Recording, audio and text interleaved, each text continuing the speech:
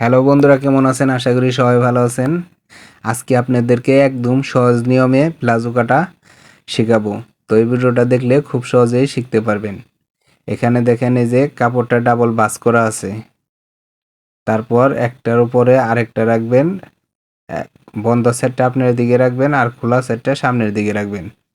উপরের মাথা একদম সমান রাখবেন। দেখেন, এই যে বন্ধ সাইড আর উপরের যে একদম এই যে উপরে 4 পার্ট একদম সমান হবে। তো এই যে নিচেও সমান করে নেবেন। তারপর আপনার দেখেন, এই যে একদম সমান হয়ে গেল। এখন উপরে গার্ডের জন্য 2 ইঞ্চি পরিমাণ রাখবেন। আর যদি কাপড় সোজা না থাকে তো সোজা করে দাগ দিয়ে নেবেন। এই যে দেখেন 2 ইঞ্চি পরিমাণ এই রাখলাম।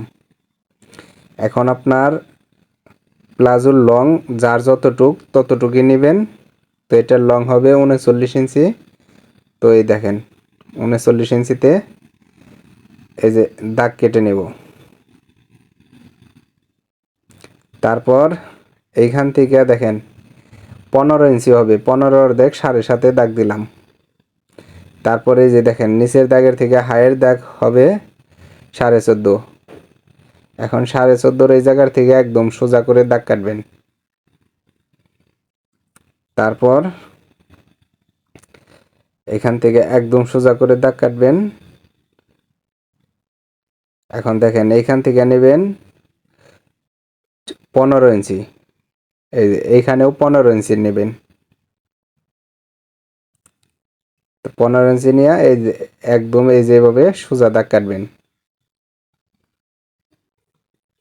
তারপর দেখেন এই যে এইখান থেকে 2.5 ইঞ্চি বাড়তির থেকে এই যে 15 ইঞ্চির থেকে 1 ইঞ্চি পরিমাণ বাড়তি রাখবেন। তারপরে এই যে উপরের যে বাড়তি কাপড়টা এটা সেটে নেবেন।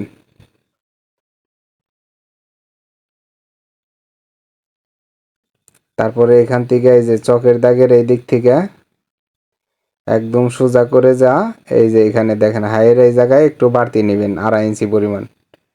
এই যে তারপর এই যে নিচের দাগের থেকে এই যে চকের এই দিক দিয়ে এই যে এইভাবে কেটে নেবেন।